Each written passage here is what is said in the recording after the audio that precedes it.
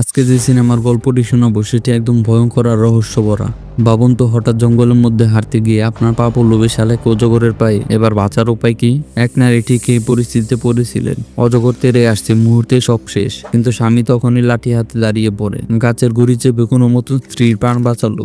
ভাবলেন এবার হয়তো রক্ষা পেলেন, কিন্তু আসল ভয় এখনো বাকি। কারণ রক্তের গন্ধ শুকে সে অজগর আবারও তাদের পিছনে। আর হঠাৎ বেলা উঠে দিল সমুদ্রের মাঝে।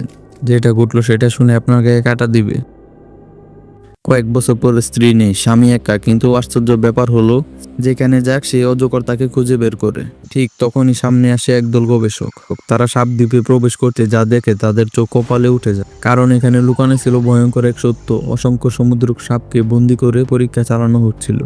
এমনকি মানুষকে ধরিয়ে এনে জিহ্বা কেটে নেওয়া হয় যেন গোপন ফাঁস না হয়। আর এই ল্যাবের পিছনে আছে এক ভয়ঙ্কর কালবোস বিজ্ঞানী। কিন্তু ভাগ্যের লিখন বদলে যায় যখন বন্দি থাকা অজগর হঠাৎ জেগে ওঠে। সে মুহূর্তে সব ধ্বংস করে দেয়। পুরো ল্যাব আগুনে ছারখার হয়ে যায়। সবাই ভেবেছিল অজগর মারা গেছে, কিন্তু শেষ দৃশ্যে দেখা গেল সে বেঁচে আছে। এবং এবার সে আক্রমণ করেনি, বরং নিজের ছোট সাপটাকে বুকে জড়িয়ে আগলে রেখেছে। এখানে গল্পটি সমাপ্তি ঘটে। ধন্যবাদ সবাইকে ধৈর্য নিয়ে দেখার জন্য।